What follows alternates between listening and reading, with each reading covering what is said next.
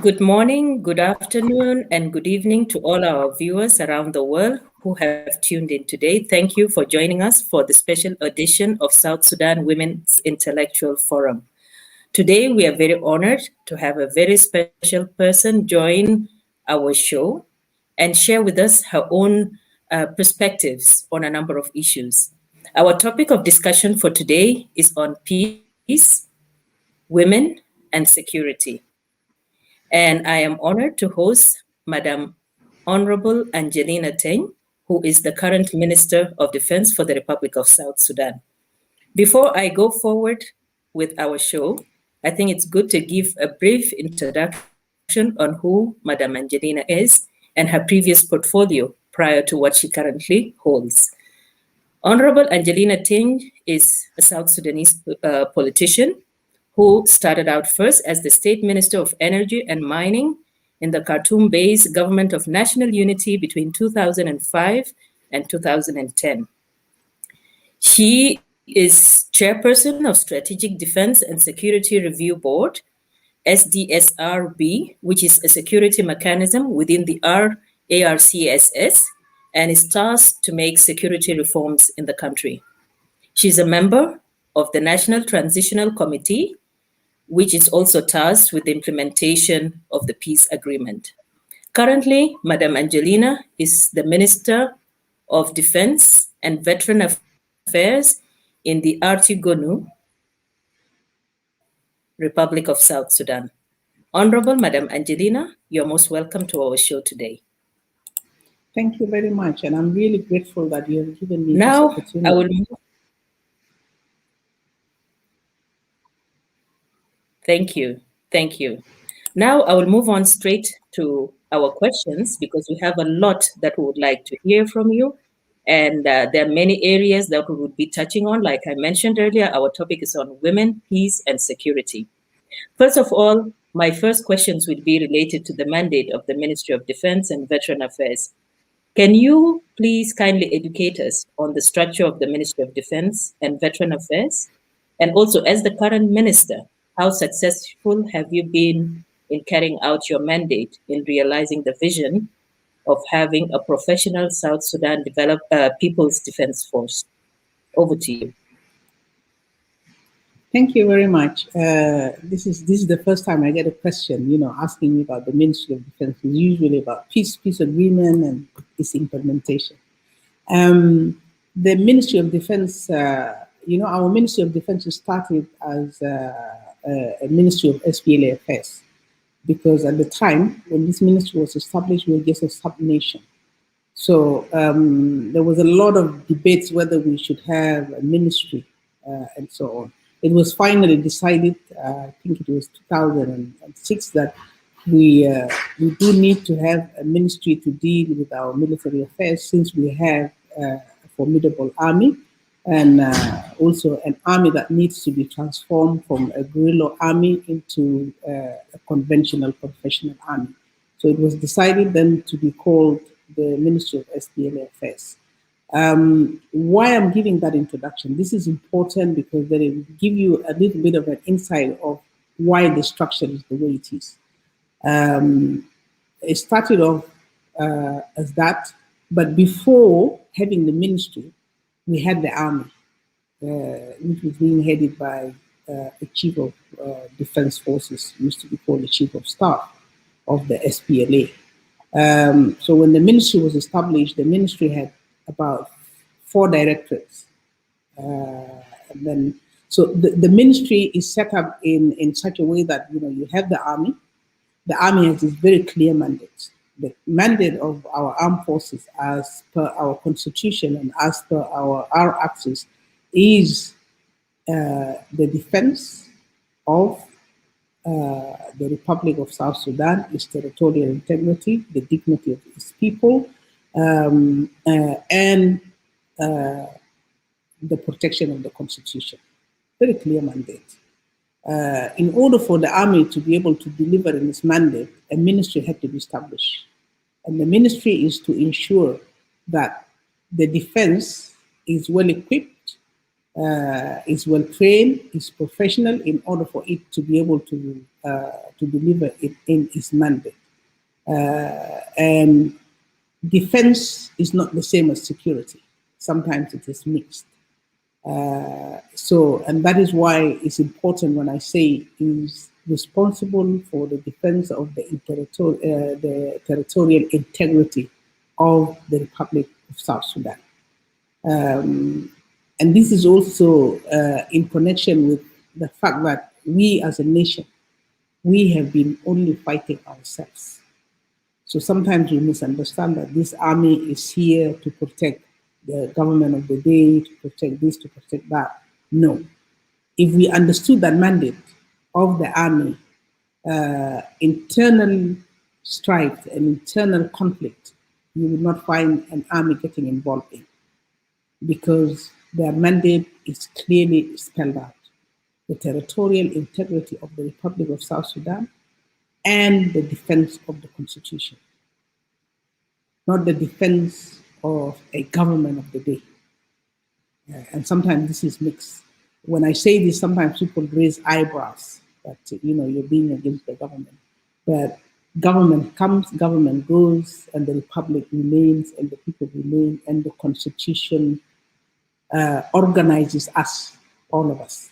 So that is one aspect. And I'm saying this because it's also important so that we understand exactly where the ministry stands. The ministry is responsible, has the mandate of ensuring that the army fulfills its responsibility towards the defense of the country and the rest of its mandate. Now, in order for the ministry to do that, the ministry becomes responsible for the policy direction. And this is important because the army is supposed to be, as per our constitution, subordinate to civil authority. So the army is not supposed to act unless given a clear political direction. So the decision whether the army goes to war or not comes from the civil authority. And this is now in connection with what is known as, if you like, security sector architecture in a democratic system. So all of these are connected. I'm relaying this out and laying it out so that we have an understanding that when we talk about democracy, the army does have a responsibility of ensuring that democracy, because that army is also subordinate to that government that is brought through democratic means. This is why you hear something called security sector governance in a democratic state. So for that reason, you will find that the ministry is responsible for policy. The ministry is to ensure that the army is well equipped for it to fulfill its mandate, is looked after the welfare of the army. The army is professional. This is the training of the army. The direction and the principles that guides that army. Now, where does the defense derive its policies? The policies of defense are part of what we will call our national security interest. And this is where, our policies would come from. Our Ministry of Defense have evolved from just 4 departments to you have now as many as, I think they're going to be 7 now. But when the white paper comes in, this will definitely change. And so on. We have a department that deals with defense diplomacy, which is the external relation and protocol. We have a department that deals with policy and planning. And within this policy and planning, we have departments that deals with the transformation aspects and so on. We have the department that deals with admin and human resource and so on. We have the department that deals with education within the armed forces, higher education. We also have another that deals with general education, that, this is to do with the professionalization of the army and so on. But we are called Defense and Veterans Affairs. So we have another, if you like, another branch of the ministry, which is Veterans Affairs. Veterans Affairs deals with those who have retired, those who have become martyrs, heroes, deals with pensions, and the rest of it. So this is now, the structure of the ministry. And the structure is basically designed in such a way that it is suited for the ministry to be able to deliver in its mandate. Just in short, it's bigger than that if you were to read it on paper. Over to you.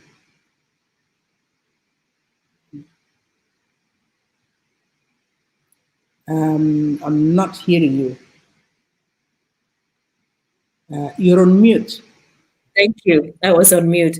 Thank you. As you concluded your explanation on the structure of the Ministry of Defense, you spoke about different departments and on the retirees too. However, my interest is in relation to the pension, the establishment of the South Sudan pension for the Ministry of Defense. What I know is late General Alira Yom was the first director appointed to head that division, and a lot of work was done. However, has it been completed? What formula are you currently using? Are you relying on something similar to what is there in the civil service? And how are you going to start paying the soldiers? Because we have a very big army. We have people who are not capable of working, but in the absence of a pension system, they have continued to report in uniform, even though they're past the age of retirement. So how are you planning to pay off pensions for the retirees, as well as for the families of the fallen heroes who are currently suffering? This is a very, very important question. By the way, it's at the heart of the transformation of our armed forces, and the heart of the reforms. You're right. We just lost one of our very prominent liberators, who's late General Liet, who was actually the managing director for the SSPDF pension fund. It's not pension, but pension fund. I'm saying this because I also need to clarify something. We do have a law in place. The law is called the Pension Act, or the SSPDF. There's another one called the Freedom Gratuity Act that also is supposed to deal with the rights of those who have exited earlier, who have served and left the army, or those who just decide, I've had enough, I've done enough, and I want to go and do other things. We're supposed to give them the gratuity for their freedoms to go and do other things. Now, we have the laws in place. The laws were actually made into laws, or signed into laws in February of 2020. Just a couple of weeks before I became minister. So when I came in, we have decided, myself, Amir, and his team, we have been working on a number of things. One is the plan to try and roll out the pension. So this is the end game of the whole act. But we had planned that we first want to educate our people on this pension act and the Freedom Gratuity Act. We have put together a strategic plan for how to move forward in that. Then the next was to now have a plan of rollout. But before we roll out the pension and we start paying off people, and you've asked a very good question: is it in accordance to Civil Service Act? This I'll come to in a bit. In order for us to roll out, it's important that we roll out in a situation whereby we don't start paying people and then we stop paying them because of lack of resources. Right now, the army is contributing. So what is coming from the army is coming. However, the government contribution, which is supposed to be uh, about their 24%, supposed to come from the government. The government has not been contributing its part. This is one challenge. So this will actually is affecting our process of rollout. The other thing is that this is to do with the gratuity. The gratuity, the law decided that, whoever contributed to the liberation struggle from 1983, and actually even if you have the remnants of Anyanya who remains here, are entitled for this freedom gratuity. And it was calculated. There was a Council of Ministers resolution way back in 2018, and this is even before we started. This agreement was signed. This Council of Ministers resolution is that there ought to be a contribution from our oil revenue. It's like to the tune of $3 to $5 per barrel to be contributed for the freedom gratuities. However, it is needed that this needs to be put into an act, because the Council of Ministers resolution alone is not enough. So the act has not been done. So what we're doing now is actually working on the act. And hopefully by the time our parliament comes in, we would have the act in place so that that act is passed, so that that contribution comes in. And it will help us a lot in addressing these issues of, the big size of the army. The people who have passed the pension age are still in service and still in uniform. The many, many generals that are put in reserve list and yet not retired, and so on and so forth. So these are the two aspects that we are trying to deal with. But in the process, as we looked at the law, and this is now coming into compliance with the public service pension law, there are some discrepancies here and there, but they're not big issues that would stop us from moving forward and rolling out. What is stopping us is the issue of the funding and the resources that is supposed to come from the government. So with this we can amend. So as soon as the parliament is in, is something we will present to the Council of Ministers and then to the parliament to amend these areas so that we are in compliance with the other regulations that are as required by the Constitution. So this is as far as the pension goes. Thank you. You mentioned that the contribution from the government is around 25%.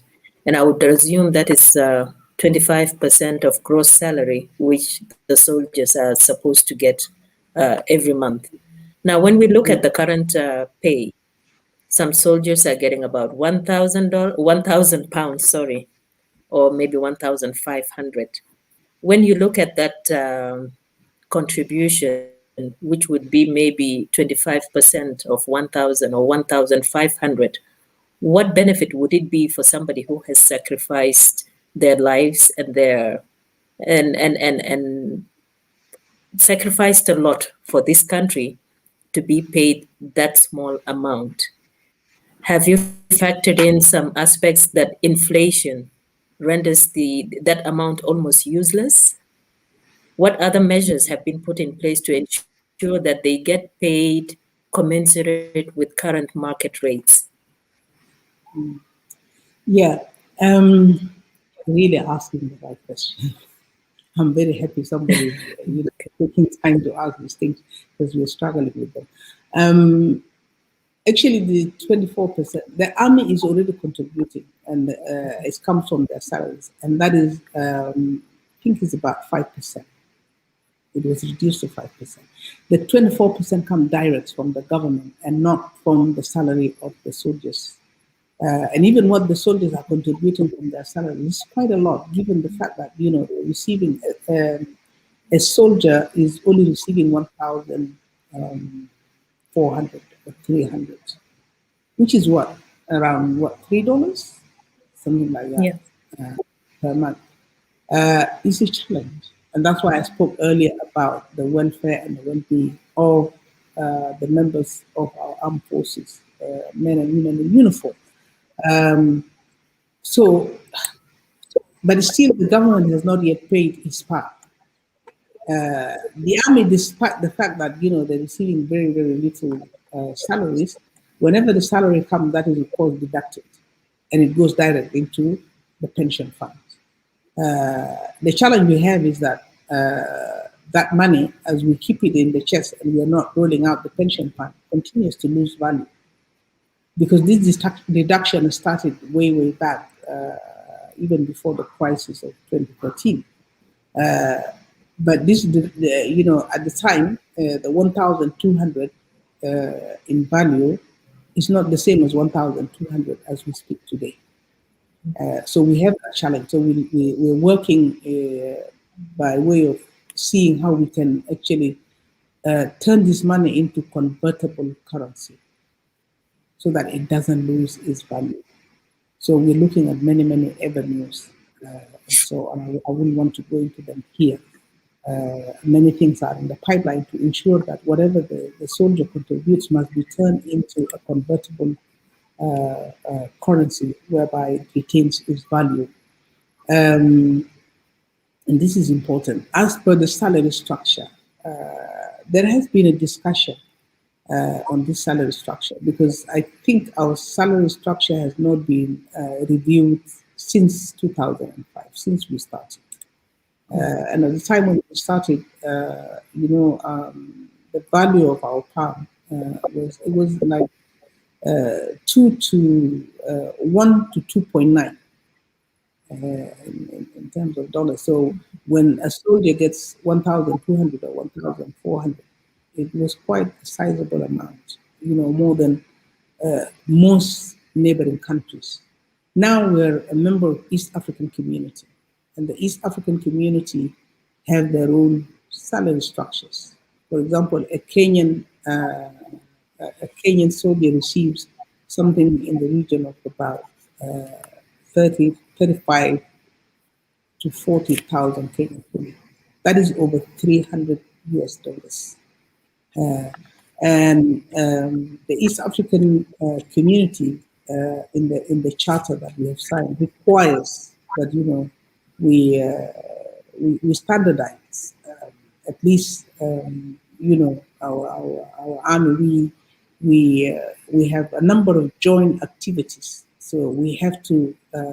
Because of those joint activities that we're supposed to do together, and because of the charter that we have signed onto, we're really supposed to look into our salary structure to bring it to that level, and so on, which would be challenging to the country.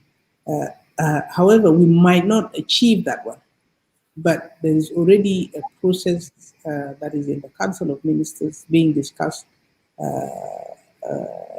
the prospects of reviewing the salary structure. And there is a proposal in place, and this needs to be further discussed and hopefully to be passed by Parliament. But that is also connected to the whole our economic landscape and the way our economy is at this stage, and so on. So these are the challenges. However, for me, it's important to look at the government envelope and what we have. But my concern is, despite the fact that that envelope is having its own problems, my concern is the well-being of this army.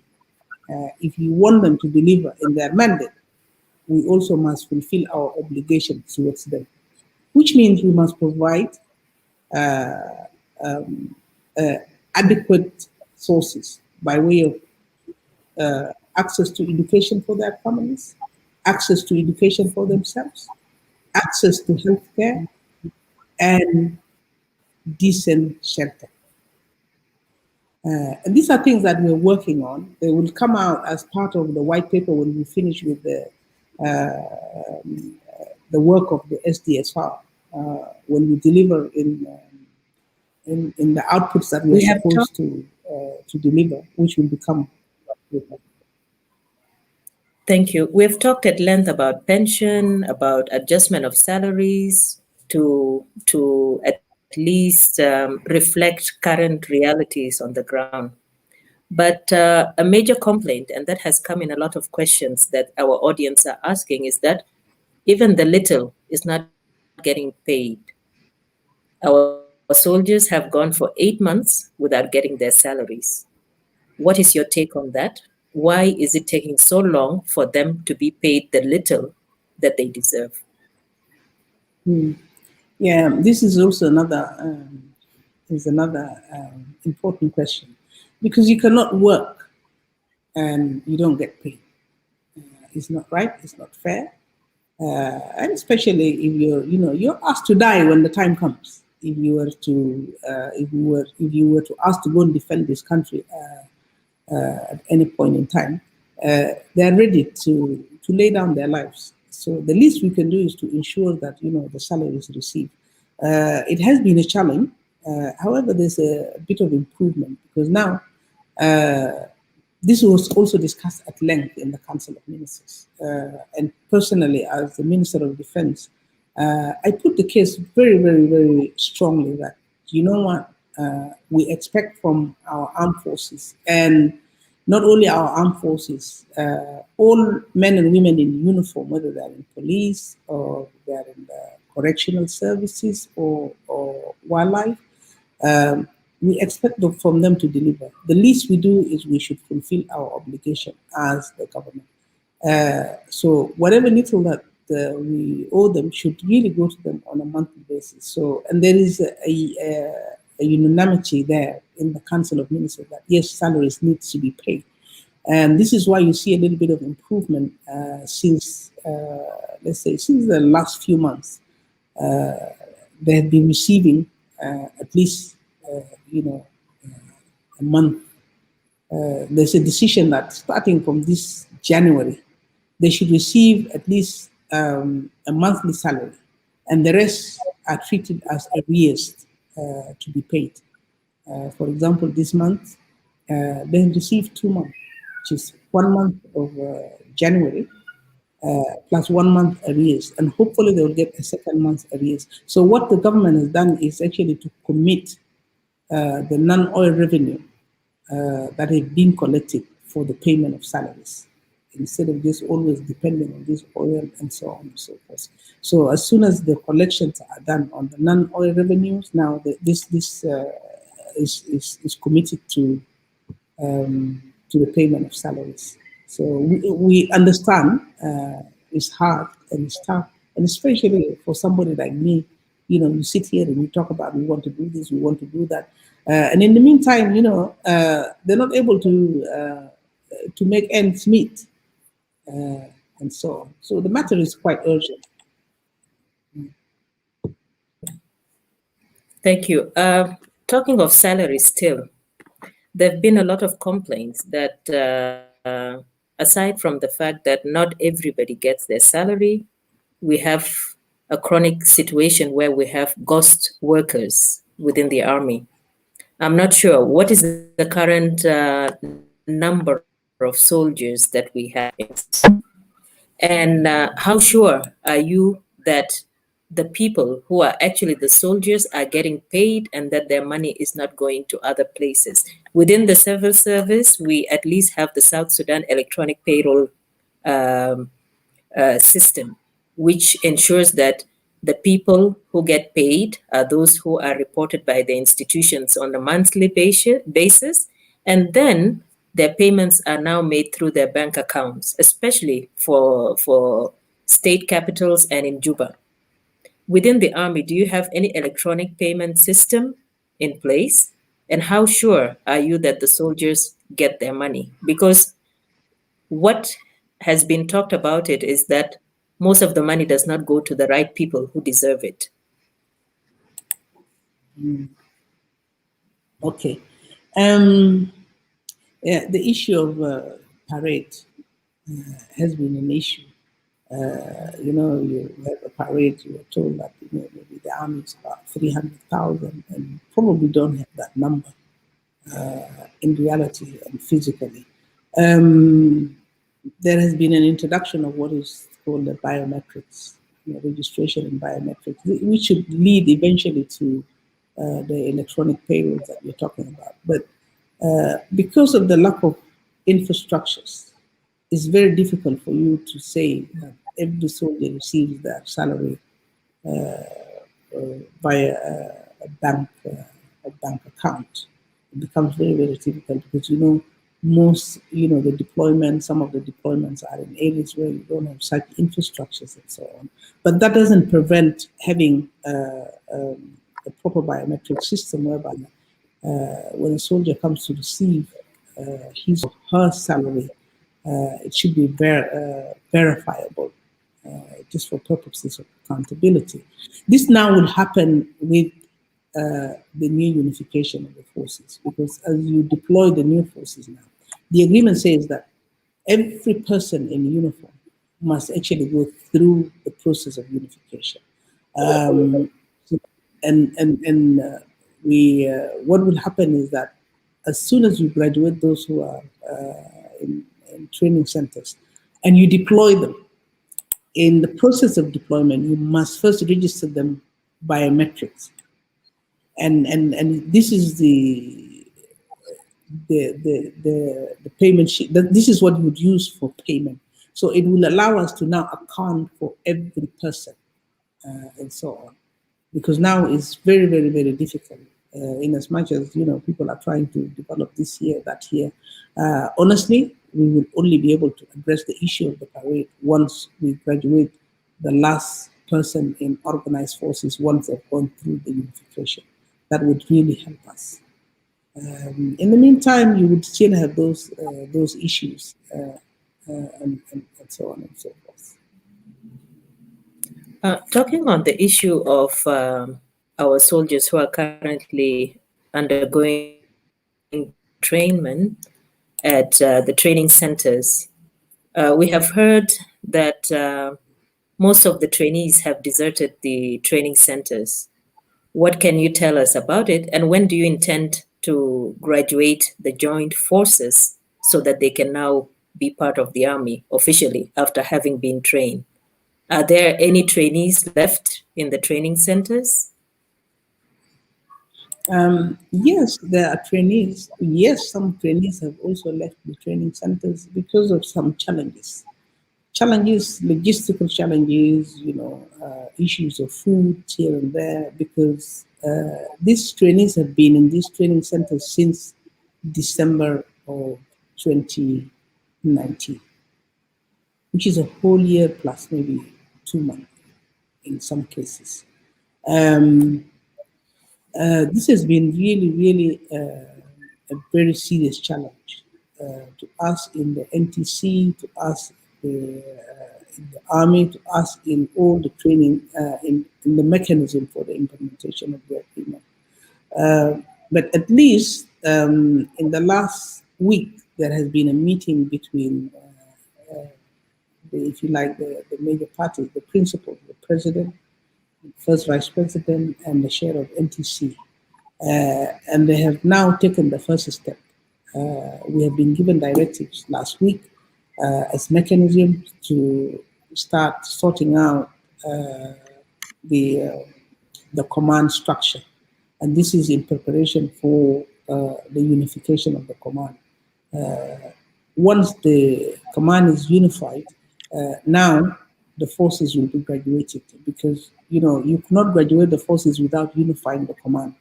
And so on and so forth. So as soon as this unification is done, we are expected to report back at the end of next week.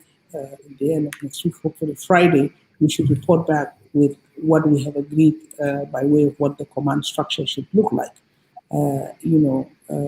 Agreeing on the positions for all the parties involved. From there, we would have a schedule for graduation and so on. Now, your other question that the the trainees have left the training centers. Yes, we have to admit that because they go to look for food, they've been away for long, and so on and so forth. What we know is that now when we put out a call, they usually come. They will always turn up. You've noticed that I have visited a number of training centers. Some of them prior to my coming, usually you'd find that a number the trainees have left because of lack of food and so on. But whenever we mobilize food and other logistics and take them to the training centers, they always come back. And especially now that we are going to call them back for graduation and so on. So we are confident that those who have received training will be graduated. They will come back to the training centers because previously they have come back to the training centers. So thank you. Now I would like to shift our discussion more to the peace agreement and specifically security arrangements. Can you tell us what are the provisions on security arrangements as per the RCSS? okay. And how successfully, also just a follow-on question, how successfully have the parties to the agreement been in the implementation of these provisions? Okay. Now, first, the whole chapter 2 deals with the security arrangement. There's another addendum that also deals with the transitional security arrangement, which was signed in 2017 December, and this is actually what is known as COHA, the cessation of hostilities agreement, which was signed in 2017 December. This is an annex. Now, in the transitional security arrangement, there are a number of aspects. First, there is the permanent ceasefire and cessation of hostility. This is a set of range of activities that are supposed to happen. And these aspects include the disengagement of forces, which happened way back soon after, maybe we call it 24 hours after D-Day. D-Day is the day the agreement was signed. So the disengagement of the forces and the deconfliction of forces that are in close proximity, the declaration of the number of forces and what have you, and their positions to be declared, and then maps, prepared. These are important because for monitoring of the ceasefire. In order to monitor the ceasefire, you must have maps, you must know where people are, because any movement by any force must be reported and must be first agreed that, we are sending a group of people here, they're moving through this route, and so on, so that, you avoid conflict and so on and so forth. So this is to do with the cessation of hostilities. And there are a number of things that are supposed to be observed. One of which is the demilitarization of civilian centers. The other is basically, like I said, the declaration of all your forces and what have you. So all of those is one package. Then there's the other package, which is the transitional security arrangement.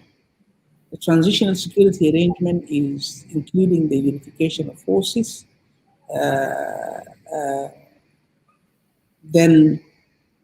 which requires establishment of these mechanisms that are going to do the work. Then the strategic defense and security sector review, which will have also deliverables. The security sector review board starts with that. And the deliverables are a security sector assessment. Security sector assessment is basically to look at our security situation currently in our country, the challenges that are there, the security actors, the existing forces, and so on and so forth. So we use that one, the security assessment document. We use it as the basis for the next deliverables. The next deliverables are, one is the security sector policy framework. And this is to look at the forces, their capabilities, their size, and their management, command structure, and so on and so forth. Then the third deliverable is the defense policy. The fourth deliverable is the roadmap for security sector transformation. The fifth deliverable is basically DDR and the strategy for DDR, and so on, which is the integration of forces and so on and so forth. So these are the elements that you will find in the transitional security arrangement. There's another aspect which is actually in chapter 3. It is connected to the transitional security arrangement, which is humanitarian access. And so on. Is a chapter on its own, but it's a chapter that is so much related to what we do in the security sector. Now, the status of implementation. Yeah, you did ask about how far in the implementation. The implementation, we've been moving, however, at a snail's pace. Because as we speak now, we're still actually working on the implementation of the pre-transitional security, the pre-transitional phase. The forces, the necessary unified forces should have been graduated before May, 12th of May, 2019. So you recall we had to have a number of extension, and after we established the RT Gono, and so on and so forth, and we're still struggling with those. So we have delayed quite a bit. But the good news is that this the cessation of hostilities and the permanent ceasefire has been largely holding. So you could say that, despite some sporadic activities here and there, the ceasefire has helped. And this is very, very important and is good progress to report.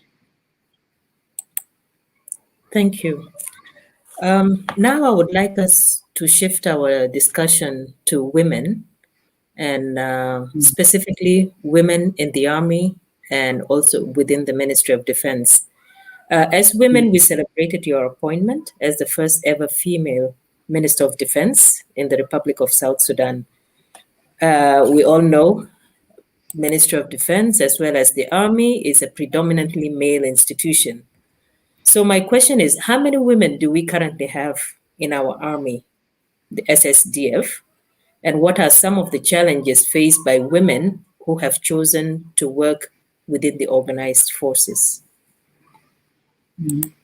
Thank you very much. And now, I cannot give you the parade of women, but I can tell you that they are almost not existing.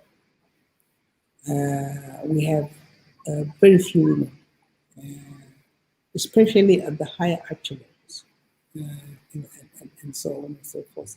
Like now we have 2 women general, major generals. And you recall that during the struggle, there was a Katibu Banat, and there were women who got trained with their male counterparts, and so on and so forth. But for some reason, they have not succeeded in pursuing a career or continuing in the armed forces. So it's a challenge. It's a very serious challenge. We have younger people who are coming, especially, a few of the educated women. We have a lot of women who have very little education in the armed forces, and as such, they make very little difference, and so on. Because deployment also requires that you must have a certain level of capacity. So I it's unfortunate to have to report that actually we need to work very hard, very, very hard, and very, very deliberately to ensure that we really promote women in the organized forces. We encourage younger girls to actually join the organized forces. I know as per the agreement, we are not allowed to recruit, but I always say it should be an exception when it comes to women because we need to meet that 35%. 35% in the executive means in the army, in the police, and so on and so forth. Is a challenge we have. The challenges they also face within the organized forces, I talked about the education. I talked about even many of the women who are there, really proper deployment does not exist. They're either in reserve or they're deployed in areas where not really across board and spectrum. So it feels very lonely for me there in the Ministry of Defense. Being a woman, you said we have celebrated your appointment as women of South Sudan and so on. Now I have the challenge of ensuring that that celebration continues by making sure that we create that conducive environment for women to feel free, to feel that we should join the army is a profession that is has the integrity that we should feel safe within it. At this juncture, they don't feel it. So, So, what steps have you initiated thus far to implement affirmative action? It's because it's one thing to recognize that we have you women, but quite another to act on it. So, what steps have you initiated thus far to implement affirmative action? now within the SSPDF, it's a little bit difficult because the changes that we need to make will come as part of the package once the white paper is out. The white paper on defense and security. And this is where you would have the roadmap for transformation. We're putting women participation in the organized forces at the center of our reforms and of our transformation process is an objective that we cannot get away from. Right now, I try to work with the women who are there within the organized forces, just try and create some visibility, really. More than that, there's nothing much I can do because, the army is a system whereby, people kind of move through a structured way, so on. It's not like in other public service where, if somebody had an equivalent experience, can be brought and put into some other place because they have an equivalent experience.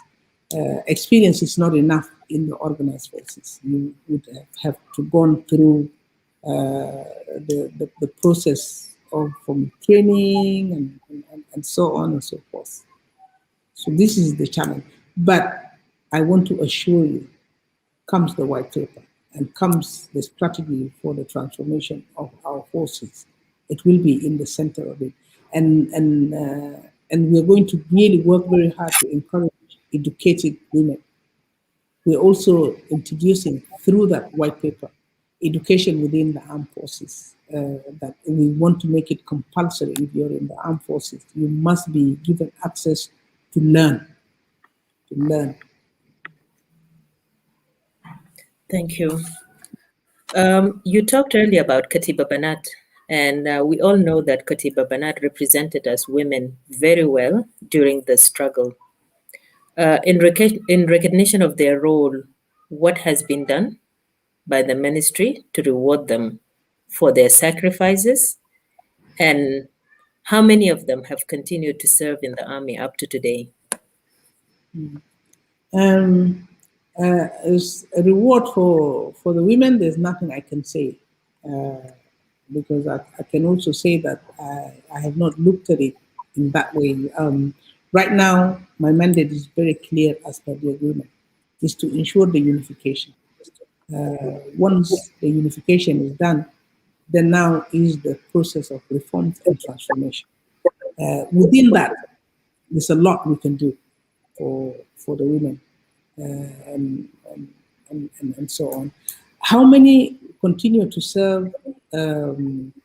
They're fewer, a lot fewer than the women who initially joined the army at different stages during the struggle. That's why I said earlier, right now in the army, we only have like two women who are major generals. I'm not sure whether we have a brigadier general, um, but we have colonels, we have LT colonels, and so on. We have also a major general in the Sudan, also was from Katiba Banat, and so on. Definitely, one day, one time, we would have to honor them.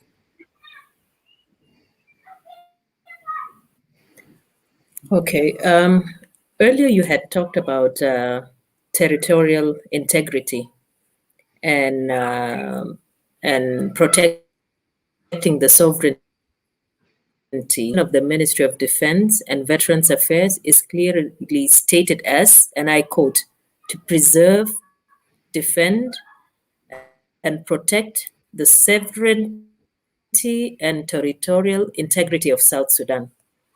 Our Exactly. territory as a country our territorial integrity as a country has been compromised on multiple occasions by different neighbors. In fact, people we call friends, but for some reason, they continue to compromise our territorial integrity.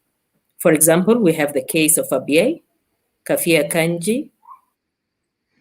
We have Mile 14 with Sudan.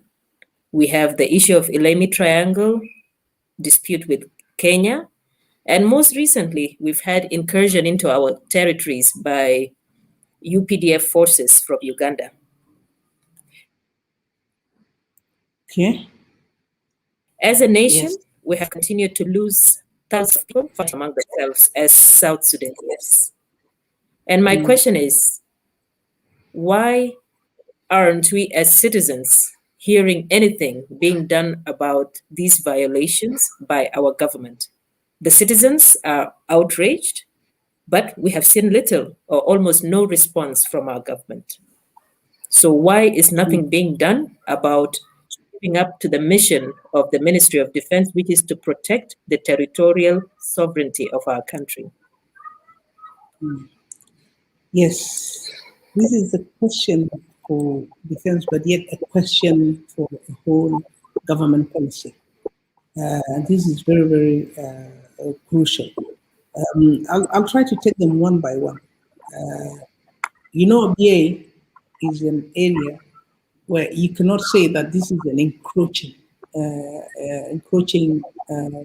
neighbor into our country, but you could say that is an area where we have dispute since the CPA, and the CPA has put a protocol specifically for ABA. And we have been through even legal challenges. We went to Hague, and ABA's area has been defined, and there is an agreement in place that should allow the final resolution of ABA issue. Um, and there is continues to be that dialogue going on. Personally, I believe that the referendum that was done by the ABA people, I think it was in 2012 or 2012, around there, 2013, where they voted because the two governments of the government of South Sudan then and became the government of the Republic of South Sudan and the government of the Republic of Sudan failed to agree on who is to vote in a referendum in a BA. and who is the resident in Abyei. That is why the referendum was not carried out, to give a final resolution. Now, the people of Abyei decided to do their own referendum. I think we should just recognize that as a referendum, in my view. And we use it as the basis of the discussion. But that's a personal view. The government had its own direction, and the government is also dialoguing and discussing with our neighbors our neighbors Sudan in this Kefir Kimje and Hofar Nehas and so on. When you go back to history, because the CPA says our borders as they stood in 1956, 1st of January. These areas were clearly part of South Sudan. However, when the cooperation agreement was being negotiated and we were discussing these border issues and so on and so forth, for some reason, our delegation in Addis decided to sign what they call a temporary map. This temporary map is what you see nowadays. And this temporary map, that is what compromises areas such as Kifia Kinji. And Mile 14, actually, Mile 14 is clearly South Sudan. Clearly. However, because there was an agreement during the, post-CPA, when the cooperation agreement was being negotiated in Addis, after we have succeeded in the referendum, it was decided that since the border areas have not been decided, we have issues in a number of areas, and not only the few areas that you have mentioned, but there are others along the 2,200 kilometer long border with the Sudan. It was decided that there will be a buffer zone. This buffer zone, 10 kilometers into South Sudan and 10 kilometers into Sudan. And then we would have a zero line and so on. And this is what now brought in the issue of Mile 14. So Mile 14, actually, there is no issue because when we go and discuss, now we have the AU border commission that is working on internal borders and has given itself a deadline for, I think it's 2023, that they should complete all the border conflicts within the continent by that time. We are a member of it, and we have a team that is also moving around to address those issues. Leme Triangle was for an administrative reason. It's not an area that is in dispute. We just need to go and claim out because there was an agreement during those times that for purposes of administration and ease of access, Leme Triangle was next to be administered in Kenya. In fact, the resources, the money that was used to build the district there or Leme Triangle infrastructure was money coming from the Republic of Sudan, and we paid Kenya to do that. So it's a very clear matter. For me, I don't worry about it, and it's an issue that is resolvable. We have standing committees that are addressing the issues of borders and so on and so forth. And we have a membership from defense. But me, what I'm handling as a portfolio is what is called the joint political security mechanism with the Sudan. And we're working on all the issues to do with this buffer zone that was created, to do with all the, the four freedoms, to do with all the agreements, the 9 agreements. This is including ABA, but ABA has been taken, and the president has appointed Honorable Dengalo to handle that. So I can say that there is work going on, but you're right in the sense that there's nothing appearing in the media that there's something going on, that our government is engaged in trying to address these border conflicts with all of our neighbors. Thank you. Despite the conclusion of conflict, Insecurity continues to plague many parts of our country. Numerous rebel movements continue to fight each other, and tension between communities in different areas have culminated in some instances into full-blown war. For example, we have had cases of conflict in Jonglei, in Nasir, in central Equatoria, in Warab, and so many other parts of our country. Why has the army not intervened in the resolution of these intercommunal violences? Um, I want to set one thing straight. The army has no business interfering in this interpretation unless requested by the police or the system. Remember, you actually you put the exact word of the role and the mandate: territorial integrity and the constitution. However, in a situation whereby our law enforcing agencies are overwhelmed, like the situation we are in now, they are overwhelmed. The army is requested to join. And this is one area why I'm saying this is one area that sometimes we miss, and our people seem to think, and even our army, actually, they have a right to intervene in internal matters. So that is not the case. And we really have to be careful when we want to make this army professional, when we want to create an environment, when we want to improve the relationship between the army and the civilians, is that army intervention must be very limited, must be very clearly described and prescribed, and must be on invitation by the competent authorities. If the police needs, we can support them and send them military police, for example. That's one. But when you talk about rampant insecurity and intercommunal violence and so on, is a serious national security threat for this country. The many people who perish because of this intercommunal conflict is uncalled for. It is described as a national security threat. It really is need a comprehensive approach from the government, and not just the one of disarmament here and there.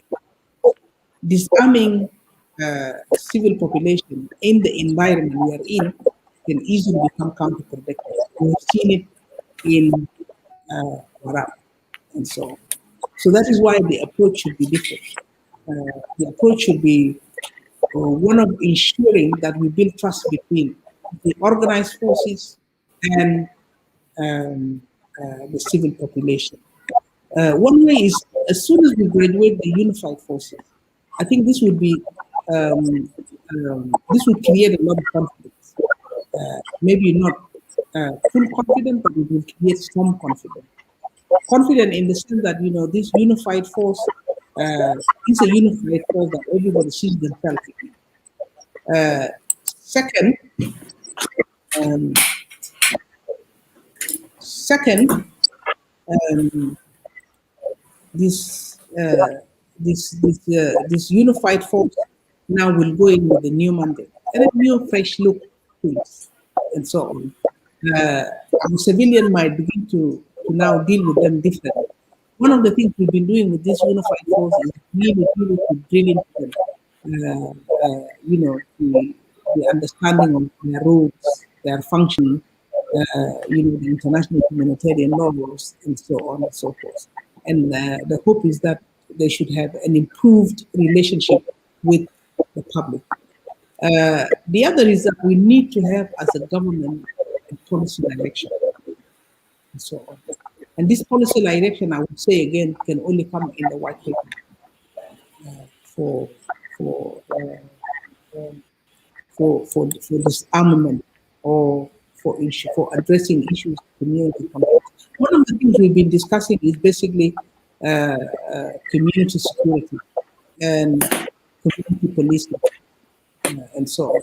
But community policing requires resources, requires um, training, it requires a new government policy that is passed by Parliament. And the concept we are having and we're discussing and so on is basically these youths that are armed and who are really causing rampant in the countryside should be given the offer to join this community police so that they are brought under control. Now, in the peace agreement and in our constitution, you have two police. You have the national police and you have the state police. We can create a county or a local level police, and this can be the community police. And these are they are from within the community, and it gives you an opportunity to actually have control over the arms that they're carrying on responsibilities. So, and there are a number of other issues that you can use to address those. So you're right in saying that, yeah, insecurity continues, mostly this intercommunal conflict, and so on and so forth. It's a serious challenge that we cannot ignore. We have seen what happened in Jambule. We have seen what happened in Warab. We've seen big cities in Kayes, and so on. Now it has come to equatorial regions. You find these conflicts between computers and farmers and so on and so forth. So it does need it needs a holistic approach, not just the army, but a holistic approach with a very clear policy direction. Okay, thank you. A direct result of the prevalent insecurity is that thousands of people, or rather, let me rephrase it, the army has continued to have a very difficult relationship with the civilians. And also, another result of the insecurity is that thousands of people have remained hostage within POCs, the protection of civilian sites. What can be done to reassure them to leave these places and return to their homes? Because the peace agreement has been signed for a while, the government has been formed, but people are still afraid to leave the POCs and go to their homes. Have you visited any of the POCs so far? Yes, I have visited. It's not a good site. It's not a place for people to inhabit. However, I go back to the issue of the confidence. We really need to build a confidence that your security sector is here to protect you. It's here to look after you. Right now, they don't feel that they can surrender their security to our organized forces. And that is why the best place to start is the graduation of the current forces that are in the training centers. To me, if these forces are graduated, the people in the POCs and the internally displaced, I'm sure, would respond in a positive manner. Because now this would be the confidence that this peace is here to stay, that we will not be targeted. The people in POCs feels that I had extensive discussions, even with their leaders, with women leaders, with so on, with their youth leaders. They feel that they're in the POCs because of the security actors in the country. They're the people they fear. And this is why it's been very difficult for them to come out.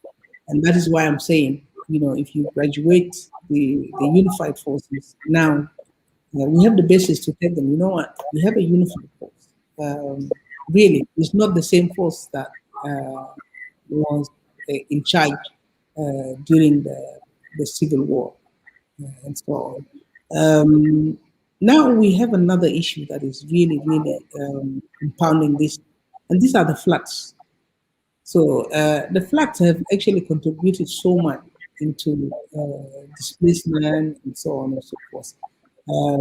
So even if we start to build that confidence and we encourage our people to say, you know what, trust me as a police, trust me as an army, trust me, trust me, trust me, we would still have this challenge on the flat.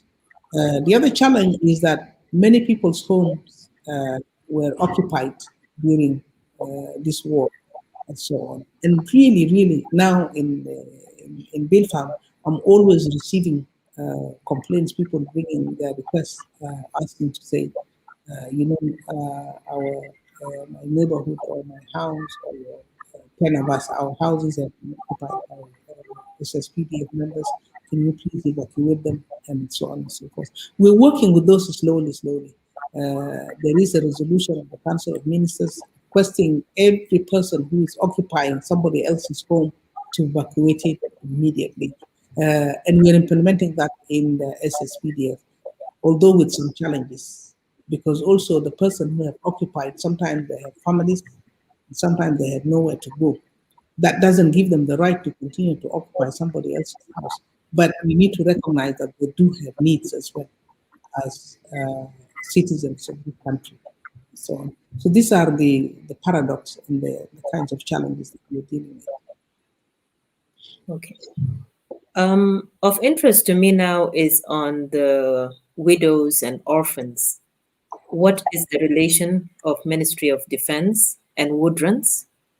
My reason for asking this is because we have a situation where we have the widows and orphans constantly visiting your minister. It's a sad scene. They repeatedly visit the Ministry of Defense, looking for helps from the minister or the generals who are their husbands' former colleagues.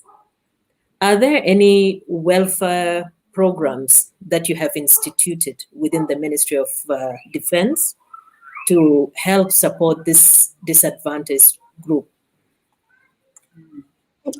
Not quite. What we have is something called Matais funds. Matais continue to receive a salary for a period of 6 months.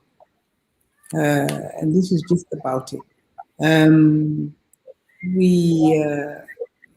There's nothing in place that I can tell you for the support of these families, other than what you've just described. Somebody comes to a colleague or the husband, or they come to the minister, and a ministry that is also struggling by way of resources, just like everybody else in the country. It is heartbreaking. We don't have something in place. That doesn't mean that there are no thoughts about how to address this issue. We also intend to put it as part of the security sector white paper on defense and security. We really intend to put it there and see what we can do to the families of those who have contributed with their lives to the liberation of this country and its independence. You mentioned that resources are limited, but to be honest, social media has had a lot of leaks on budgets that are being approved, or investment projects being initiated by the Ministry of Defense, which are not necessarily within the approved budget of the ministry. For example, there was in the past few years an initiative of buying 1,000 tractors to make the ministry food secure, and consequently South Sudan to benefit from it. Recently, we have seen talks about the construction of an airport costing over $309 million, and so many such projects. These are very ambitious projects, and we all welcome those initiatives so long as those things go towards the development of our country. But why can't those resources be directed towards supporting the lives and families of the people who sacrificed for the independence of this country? Where is the accountability? Because on one side, we're hearing there's no money, but in reality, the money is there to be used for projects which might not necessarily have the priority that is given to them? Um, this is difficult for me to answer because these are projects that they were done during a time when I was not here. But there is justification as well. Let me not talk about. Um, I can talk about, for example, the directives are there, but let me not talk about the airport. Now we have something called MEC, military. MEC is military economic cooperation. Military economic cooperation was established in order to make the army productive. If you see, like now it's peacetime, and since if it is peacetime and we manage to really address all the security issues and so on and so forth, our army will only be patrolling. And let's hope that we don't see the day where our army would have to fight a neighbor in order to return a piece of land uh, being taken by those neighbors. Um, so you need to really make it a productive army so that it is able to do something during peacetime and so on. And that's one. Second, um, the army also in many countries, army is encouraged to get into not only production, but you have something called military industries in most of these countries. And based on that, it was decided that we need to have this military economic cooperation. First, to support the members of the armed forces by creation of cooperatives here and there so that they are able to access needed and necessary resources or let's say things such as sugar and so on at affordable prices for them to go into agriculture. Maybe your question should have been, did the army use these tractors in what it was intended for? This should be the question in my view. I can answer that there has been a struggle, and now we are actually working and reforming the military economic cooperation and trying to make it a real business enterprise, independent, not necessarily run by the army. And this is how it looks all around the world. And it relieve and free a lot of the government resources for other public service if if we succeed on that project. So the idea itself is a noble idea. It has worked in other places. We are looking at how to improve it, to make it work for us, to make it a real business enterprise, and so on. There are a number of small projects that are running now, like the bus company, and so on and so forth. But there are other projects that I would not want to speak about here right now that are actually on the pipeline. But we don't intend to look for the money from the government. This is the difference now. We do not intend to look at public funding for this. We intend to raise our own resources for these projects, and so on and so forth. So this is the new thinking that we're having in the ministry. As per accountability, we're trying very hard now to actually improve on that. For the first time, I've had this from my people in the Department of Admin and Finance. My budget officer basically said that for the first time ever in the ministry, that we have had very strict control on our budget expenditure and, and so on. But we have a lot of challenges in running our own budgets, and this is being faced by many people. This is because the way the system is set up. For example, we put in requests to the Ministry of Finance. We don't have like money in our own account, and then we manage our own budget. See budget lines and what have you, and see where we need to really tighten. We need to do this and so on. We're not at that stage. Ministry of Finance runs and manages the budgets of the other ministries, which is not helpful because sometimes your priorities are not taken care of. You are unable to adjust as you move forward. You know you have been in public service, and, you know how these things work, and you are very much aware of what I'm talking about, the challenge of not being in control of your own budget. Because being in control of your own budget, you know how to prioritize, you know how to make accountability, and so on and so forth. Thank you. Thank you. I think we have touched on so many, many different topics this evening. And now, what I would like to pass on to you is what concluding remarks do you have for your audience today? Okay, thank you. I actually did not expect this discussion to be like this.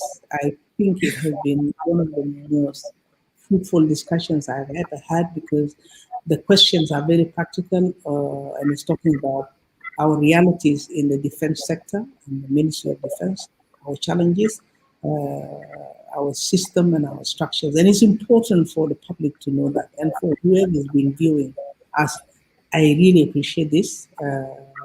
Honorable Angel, I really appreciate this. Um, what I want to say is we have a lot of challenges, but I want to assure you that our priorities are very clear. We have set our priorities clear. One of our priorities is to ensure that our armed forces understands clearly what their role and their mandate is, so that we are able to improve on our relationships with the civilian. On, on top of our priorities is the well-being of the soldiers. We believe it will address most of the insecurities that we are talking about. Many of the arms that you see in the hands of civilians and the ammunitions, they don't come from our neighboring countries. They get them from within. So we need to look after our soldier so that he or she does not deforestate our forest, so that he or she does not end up trying to use what we give them for protecting our country to go and have access to maybe um, some money to go and buy penicillin for their child or pay school fees for their child or take their wife to hospital or put a meal on the table. Those are at the heart of our priorities. If we don't take care of our men and women in uniform, they will not be able to deliver for us and will not be able to achieve the security we need to achieve. For women, security is not a work for men. Security is not rocket science. If you follow our discussions here, it's just a normal discussion, just like discussing anything else, discussing women participation, discussing health, access to health, discussing. I want to encourage you, please take interest because it affects you directly, your physical, your mental, and your human security. So take interest, encourage your girls also and yourselves, not only to engage and understand what is going on, but to be party, to join, to contribute. So security sector, let's not leave it to our sons and our husbands. Let's be a party to it. This will be my encouragement to all the girls there and the moms. So it's us to change it and make it better. Thank you. Thank you, Honorable Angelina Teny, for the very informative and fruitful discussion that we have had this evening. We also appreciate the words of encouragement that you have given to our people. We look forward to see the implementation of some of the suggestions with regards to the welfare of the soldiers and their family, and how we can improve our organized forces. As a country, we have come a long way. And as a country, we are proud of what the Ministry of Defense and the soldiers have been doing. However, we look forward to having some of the concerns that we have raised today be addressed. So thank you very much for the time you have made to be with us today. We also thank all our viewers who have made time for the past 1.5 hours to listen in on the show. There were many questions that were asked, and I would ask our audiences to please bear with us. We will try to respond to your concerns and your questions as best as we can by looking through the questions that you have written down in the comment section of our show for today. So, with this, we have come to the end of our show. Thank you very much, Honorable, for your time.